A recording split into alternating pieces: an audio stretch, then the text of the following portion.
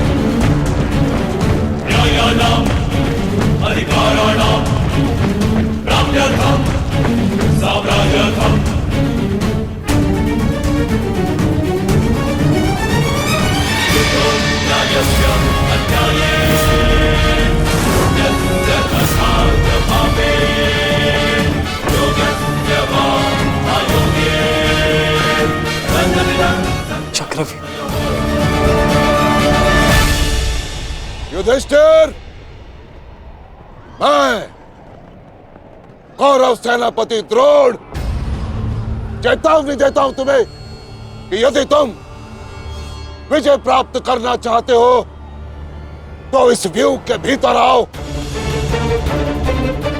और यदि तुम इस व्यू को तोड़ने में सक्षम रहे तो हम अपनी पराजय स्वीकार कर लेंगे, और यदि नहीं तो तुम अपनी हार स्वीकार कर लेना। सुना तुमने?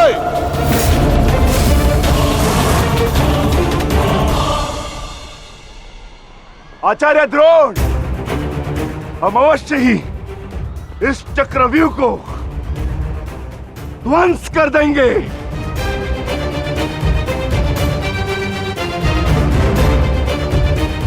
यह संभव है।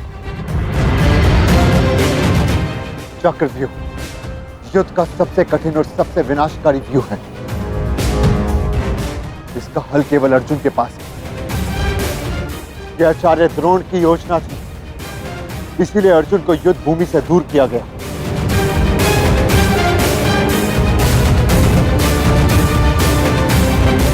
कोई तो मार्ग होगा। मार्ग है।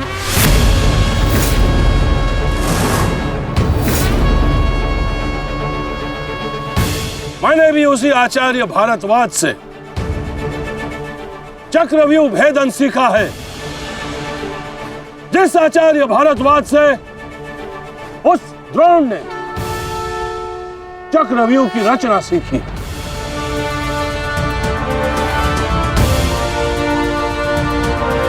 इस चक्रव्यूह का भेदन मैं करूंगा।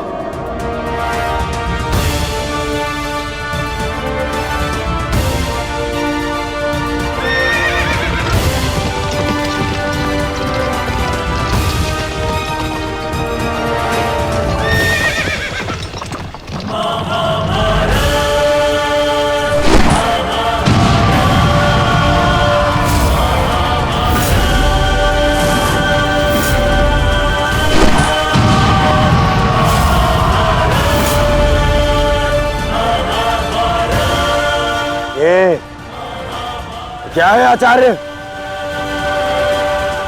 पांचाल नरेश द्रुपद तो इस व्यू को तिनके की तरह तोड़ते हुए आगे बढ़ रहे हैं।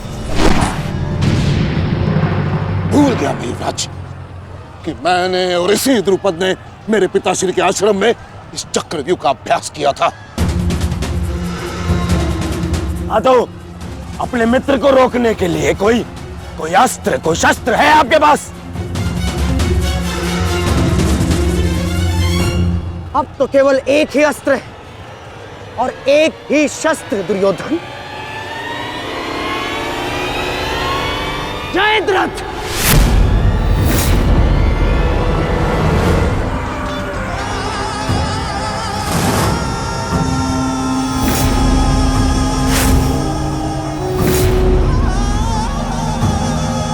जयद्रथ,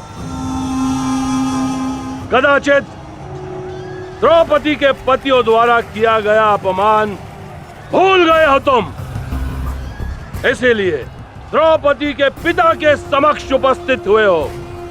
आज द्रौपदी के पति हो या उसके पुत्र, कोई मुझे नहीं रोक सकता।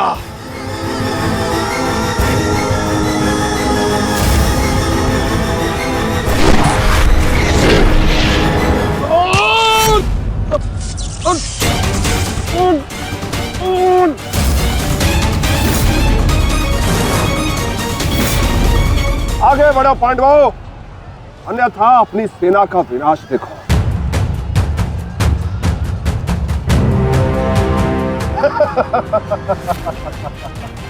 ज्येष्ठ पिताश्री, मुझे आज्ञा दीजिए।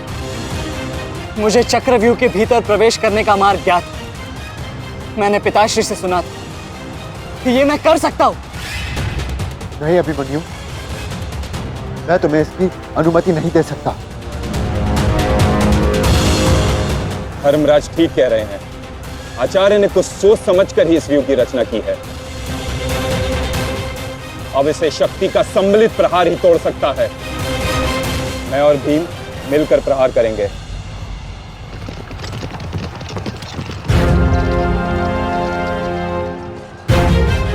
देखिए ने मामा श्री, कृष्ण और भीम स्वयं आक्रमण कर रहे हैं।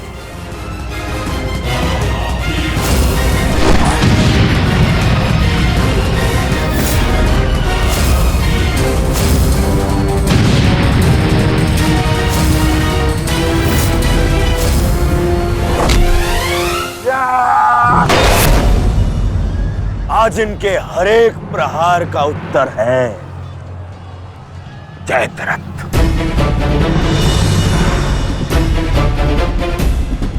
चक्रव्यूह में प्रवेश करने से पूर्व मुझसे नहीं मिलोगे मित्र? स्मरण है ना 5 चोटियां? आज उसी के प्रतिकार का दिन है। प्रभु, मैं चाहता हूं कि युद्ध भूमि में किसी एक दिन सभी पांडवों पर विजय पा सकूं। सब पांडवों पर विजयी होने का आशीष नहीं दे सकता जयद्रथ, क्योंकि अर्जुन को मैंने पशुपतास्त्र दिया। मेरा ही वरदान मेरी ही शक्ति को छीन नहीं कर सकता। इसलिए केवल अर्जुन को छोड़ जिस दिन तुम चाहोगे शेष संसार के समस्त योद्धाओं के समक्ष तुम अपराजय रहो। आगे बढ़ो भीम, आज मेरी गदा का स्वाद भी चक्कर देखो।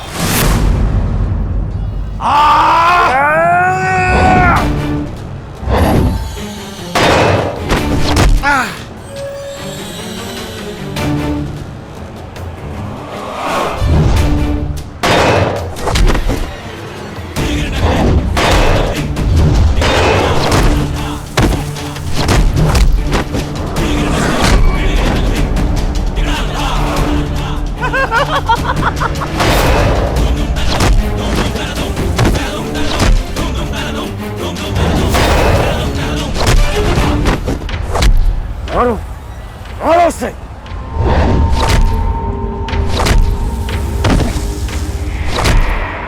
ताजश्री, आप ऐसा कैसे होने दे सकते हैं? ताजश्री भीम और मामा दृश्यद्युम्न में शक्ति है, परंतु चक्रव्यूह को शक्ति से नहीं युक्ति से तोड़ा जा सकता है। मुझे आज्ञा दीजिए। नहीं पुत्र, भविष्य के लिए वर्तमान को दांव पर लगाया जा सकता है, परंतु वर्तमान के लिए भविष्य को खोया नहीं जा सकता। एक दांव लगाने के दोष के कारण मैं आज इस महायुद्ध में खड़ा हूं। मैं दूसरा दांव नहीं लगा सकता अभिमन्यु। परंतु आज यदि चक्रव्यूह को तोड़ा ना गया तो हम ना केवल हार जाएंगे, बल्कि मेरे पिताश्री का सर भी झुक जाएगा।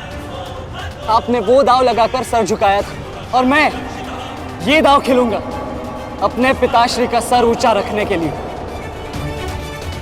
मैंने उन्हें वचन दिया था कि युद्ध भूमि में शत्रु को उनकी कमी अनुभव नहीं होगी, और मुझे शत्रुओं को वीर अर्जुन के रक्त का तेज दिखाना है। इसीलिए आज्ञा दीजिए ताजश्री, और फिर मैं अकेला कहा हूं। चक्रव्यूह में मेरे प्रवेश करते ही आप भी मेरे पीछे पीछे अंदर आ जाइए। मैं मार्ग बनाऊंगा और आप चक्रव्यूह को ध्वंस कीजिएगा। सोचिए मत, समय नहीं है ताजश्री। आशीर्वाद दीजिए।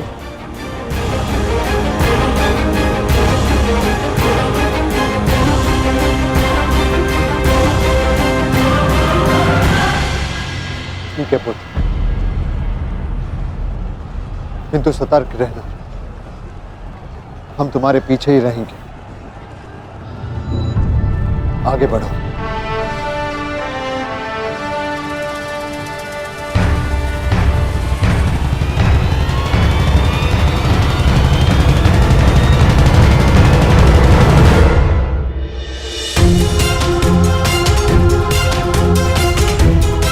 जाओ सखी, जाकर सो जाओ, क्योंकि जीवन की हर रात्रि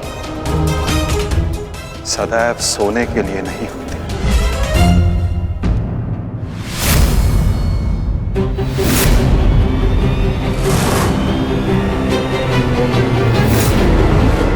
मेरी सुरक्षा के लिए माता यज्ञ सेनी का आशीर्वाद है मेरे साथ, और जब तक ये मेरे साथ है मुझे कुछ नहीं हो सकता।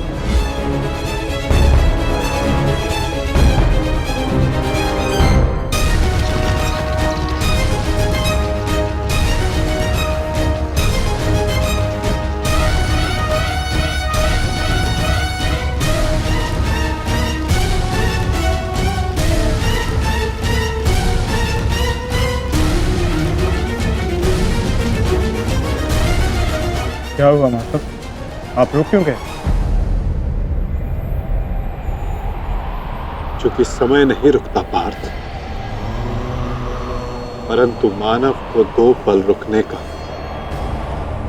अधिकार है।